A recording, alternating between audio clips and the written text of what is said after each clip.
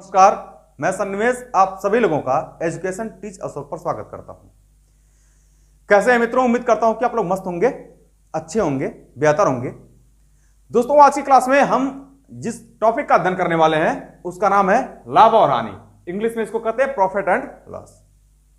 लाभ और हानि पढ़ने से पहले हम कुछ शब्दावलियों का अध्ययन करते हैं जो कि लाभ और हानि के अंतर्गत प्रयोग में लाई जाती है।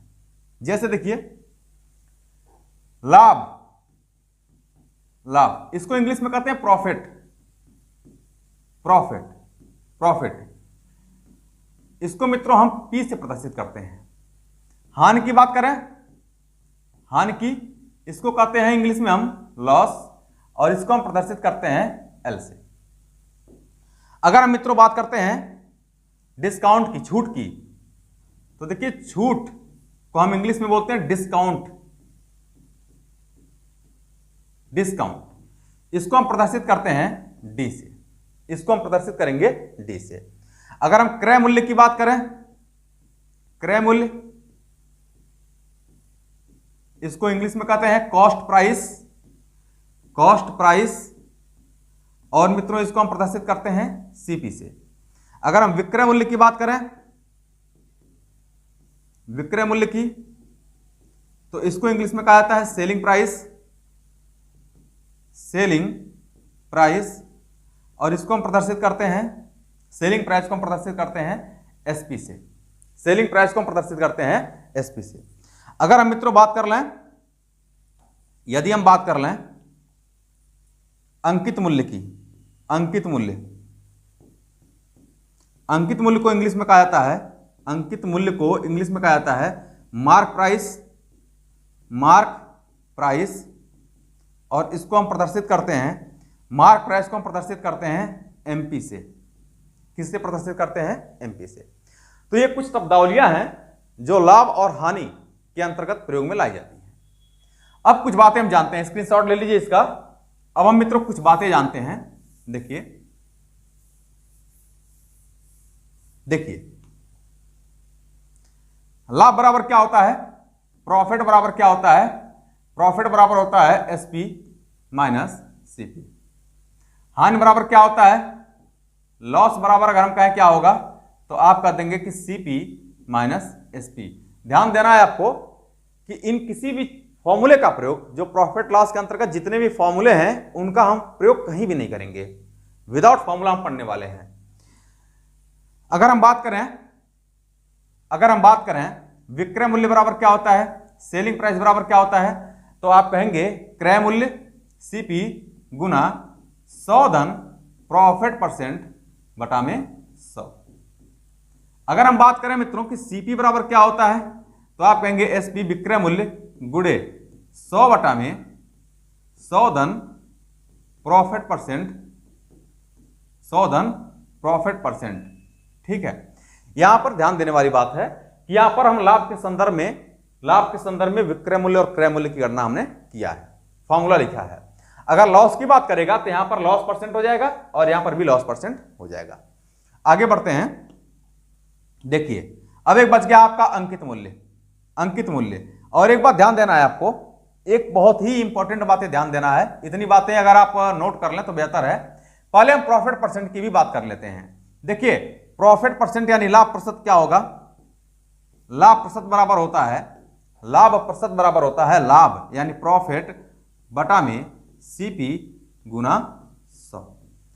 अब आप पूछेंगे कि यहां पर सीपी क्यों लिखा है? तो मित्रों, लाभ और हानि की गणना हमेशा क्रय मूल्य पर की जाती है। अब अगर हम बात करें कि हानि प्रतिशत बराबर क्या होगा, हानि प्रतिशत बराबर क्या होगा, तो मित्रों आप कहेंगे कि हानि लॉस बटा में सीपी गुने 100। ठीक है, लाभ बराबर हो जाएगा लाभ बट्टे क्रय मूल्य गुणे 100, और हानि प्रतिशत बराबर हो जाएगा हानि बट्टे क्रय मूल्य गुणे 100। इसको आप लोग स्क्रीनशॉट ले लें। ठीक है, कितने फॉर्मूले लगभग हो गए? 3, 4, 5, 6। ठीक है, आइए आगे बढ़ते हैं, कुछ बातें और जानते हैं। जैसे एक छोटी सी बात आप जानिए, यह बहुत ही इंपॉर्टेंट है।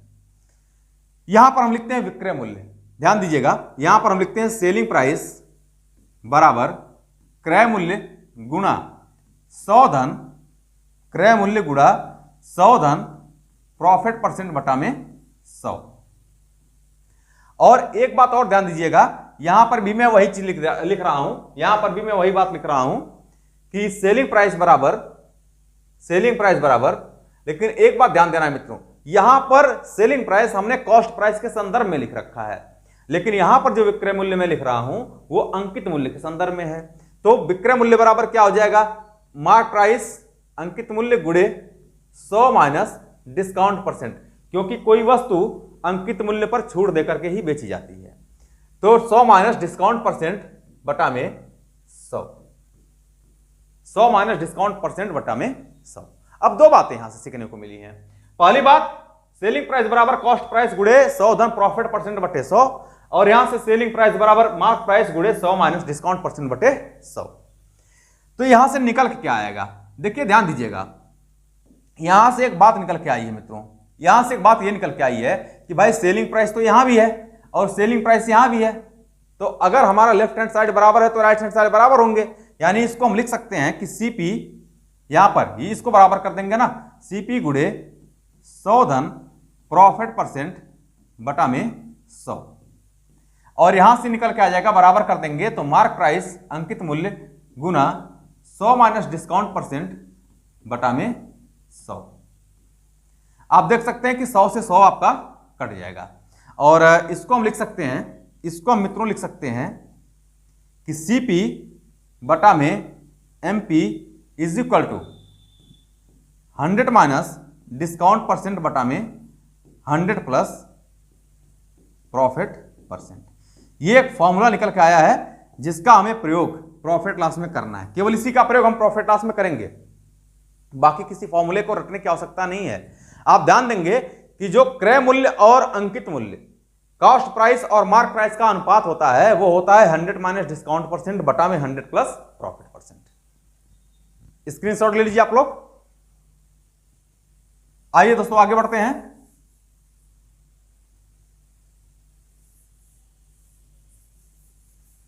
अब आगे बढ़ते हैं और एक बहुत ही छोटा सा प्रश्न समझने के लिए लेते हैं। देखिए एक क्वेश्चन है, एक व्यापारी किसी वस्तु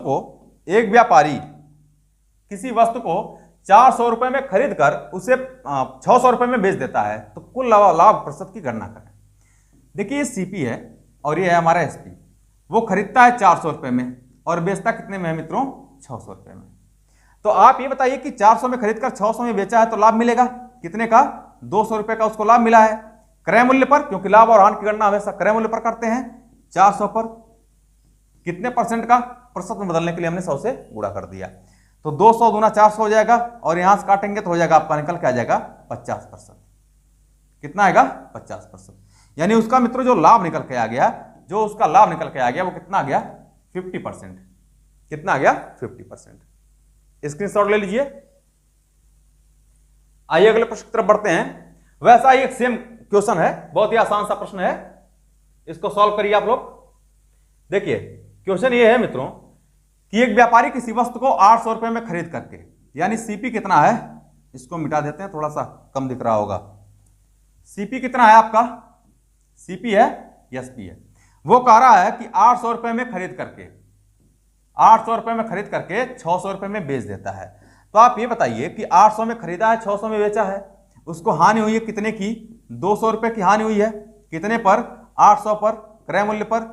कितना प्रतिशत की हानि हुई है, 100 से गुणा कर देंगे इसमें, तो 2 चौक 8 और 25 चौक को 100, यानी आ जाएगा ये निकल करके आपका 25%, यानी 25% की उसको हानि हुई है। यानी ऑप्शन नंबर आपका निकल के आ जाएगा, ऑप्शन नंबर बी आपका करेक्ट हो जाएगा, ऑप्शन नंबर बी आपका करेक्ट हो जाएगा। देखिए नेक्स्ट क्वेश्चन की तरफ बढ़ते हैं। अगला प्रश्न है हमारा, किसी वस्तु का क्रय मूल्य 420 रुपए है, 20% लाभ प्राप्त करने के लिए वस्तु को कितने में बेचा जाना चाहिए। एक छोटी सी बात ध्यान दीजिएगा, पहले इस क्वेश्चन को हम बेसिक कर लेते हैं। देखिए मित्रों, किसी वस्तु का क्रय मूल्य 420 रुपए दिया हुआ है, आपको क्या क्या दिया हुआ है, सीपी 420 रुपए दिया हुआ है। अभी हम इसको कॉन्सेप्ट बेस पर सॉल्व करेंगे, बहुत अच्छे तरीके से इसको सॉल्व करने वाले हैं, लेकिन पहले हम चीजों को बेसिक भी जान लें। तो क्रय मूल्य कितना है? 420 रुपए है। 20% लाभ प्राप्त करना है, तो 20% लाभ, लाभ कितना है आपका? लाभ कितना है भाई? 420 का 20% जब भी निकालेंगे तो 20/100 करेंगे, 20/100, 2 जीरो से आपका ये कट गया है, और 42 दुना कितना निकल के आ गया? 42 दुना यहां निकल के आ गया आपका 84। यानी उसने वस्तु को 420 रुपए में खरीदा है और उस पर वो 84 रुपए का लाभ प्राप्त करके बेच रहा है।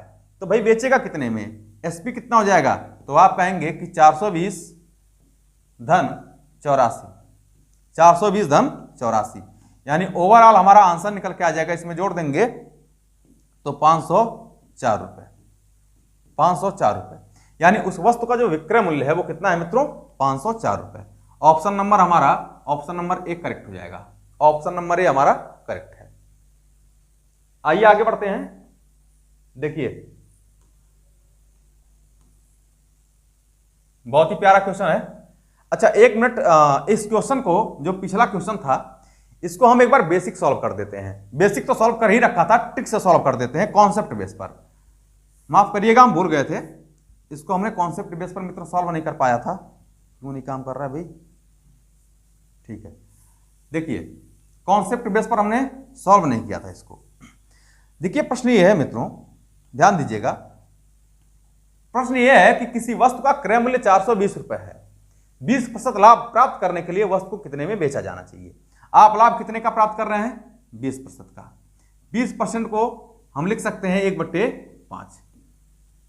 तो मित्रों याद रखिएगा कि लाभ और हानि की गणना हमेशा क्रय मूल्य पर की जाती है, यानी नीचे वाला क्या है हमारा?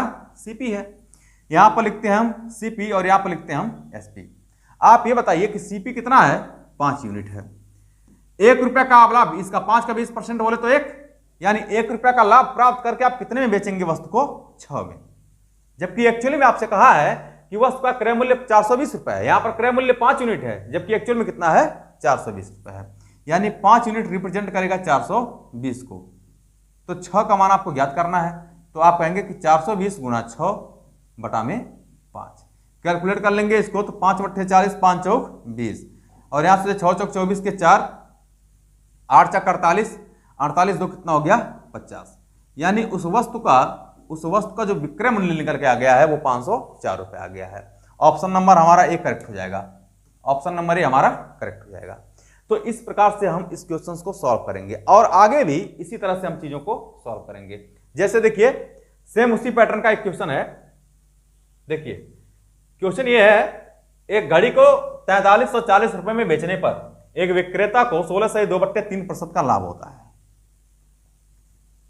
एक विक्रेता को 16 से 2/3% का लाभ होता है। घड़ी का क्रय मूल्य ज्ञात करें। देखिए मित्रों, पहली बात तो हमको एक बात यह जाननी चाहिए, कि 16 सहित 2/3% का फ्रैक्शन मान क्या होगा, भिन्न में इसका मान क्या होगा। तो आप इसको लिखते हैं 1/6, हमने परसेंटेज में बता रखा था, इसको लिखेंगे 1/6। यहां पर लिखते हैं सीपी और यहां पर लिखते हैं एसपी। आप ये बताइए कि अगर उस वस्तु का क्रय मूल्य 6 यूनिट है तो 1 रुपए का मतलब इसका 16 से 2/3% लाभ है ना, तो 6 का 16 से 2/3% कितना हो जाएगा? 1। यानी 1 रुपया का लाभ लेकर के, 1 यूनिट का लाभ लेकर के वस्तु को कितने में बेची जानी चाहिए? 7 में। यहां पर हम वस्तु को 7 यूनिट में बेच रहे हैं, जबकि एक्चुअल में यहां पर दिया है कि 4340 रुपए में बेच रहे हैं। तो 7 यूनिट का मान कितना है? 4340। 1 यूनिट का मान कितना है? आप 4340 में 7 से भाग कर देंगे, ठीक है, तो हो जाएगा 7 छक 42, 7 दूना, यहां पर फाइनली लिख देता हूं मैं, 7 छक 42, 7 दूना 14, यानी 620। अगर 1 यूनिट का मान 620 आ गया है, आपसे पूछ रहा है कि क्रय मूल्य क्या है, यानी 6 यूनिट का मान कितना होगा, तो भाई 6 में आप 620 से गुणा कर दीजिए। 620 से गुणा करेंगे तो कितना निकल के आ जाएगा आपका? 6 शून्य 0, 6 दूना 12 को 2, ठीक है, 6 चम 36, 1 37। यानी ओवरऑल जो हमारा क्रय मूल्य मित्रों निकल के आ गया है, जो हमारा ओवरऑल क्रय मूल्य निकल के आ गया वो कितना आ गया? 3720 रुपए। यानी ऑप्शन नंबर ए हमारा करेक्ट हो जाएगा। ऑप्शन नंबर ए हमारा करेक्ट हो जाएगा। ठीक है, बहुत आसानी से चीजों को हम सॉल्व कर पा रहे हैं। एक लाइन में भी कर सकते हैं, बहुत ज्यादा टफ नहीं है। देखिए आप थोड़ा सा फास्ट भी कर सकते हैं, ये तो हमने ऐसे समझने के लिए केवल बताया है। यहां पर आप कह सकते हैं कि भाई अगर 6 हमारा सीपी हो गया, अगर हमारा सीपी कितना हो गया, सीपी हमारा 6 हो गया, तो 1 रुपया लाभ लेकर के 7 में आप बेच रहे हैं, तो 7 बराबर किसके 4340 के। सीपी पूछ रहा था 6 यूनिट का मान, आप यहां से निकाल सकते हैं कि 4340 गुना 6 बटा में 7, कैलकुलेट करेंगे तो हो जाएगा आपका 3720 रुपए। कितना निकल के आ जाएगा 3720 रुपए। आइए अगले प्रश्न की तरफ बढ़ते हैं। देखिए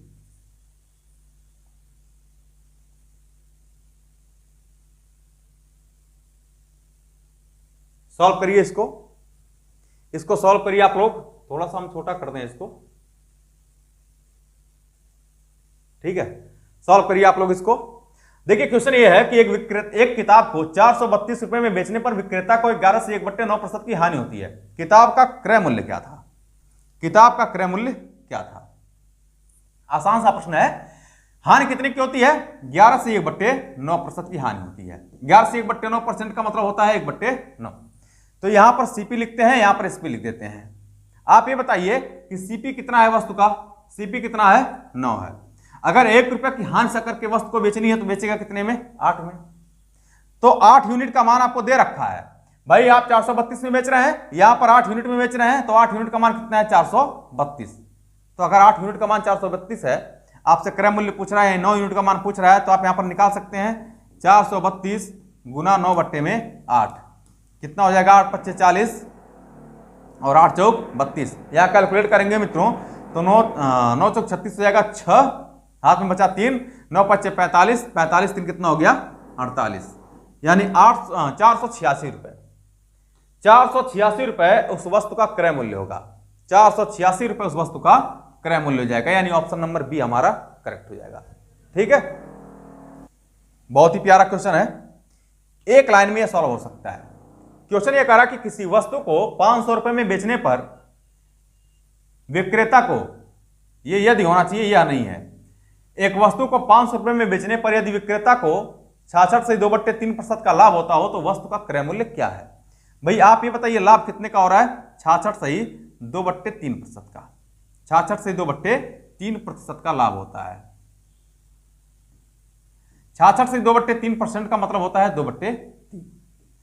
अब देखिए 3 क्या है हमारा? सीपी है, और यहां पर 3 का 66 से 2/3% यानी 2 रुपए का लाभ लेकर के अगर वस्तु को बेचना है तो हम कितने में बेचेंगे? 5 में।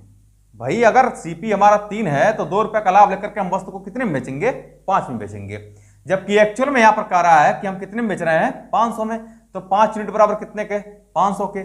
सीपी पूछ रहा है यानी 3 यूनिट का मान पूछ रहा है, तो आप ये बताइए कि इसको कर सकते हैं 500 गुना 3/5। 5 से इसको काटेंगे तो 100 कितना हो जाएगा? 300 रुपए। कितना हो जाएगा मित्रों? 300 रुपए। यानी ऑप्शन नंबर हमारा ए करेक्ट हो जाएगा। ऑप्शन नंबर ए हमारा करेक्ट हो जाएगा। बहुत छोटे में चीजों को हम सॉल्व कर पा रहे होंगे, और जितना भी बेहतरीन तरीका हो सकता है, जितने भी बेहतरीन कॉन्सेप्ट हो सकते हैं, वो हम पूरे आपको इस एजुकेशन टीचर्स पर आपको देने का प्रयास करेंगे।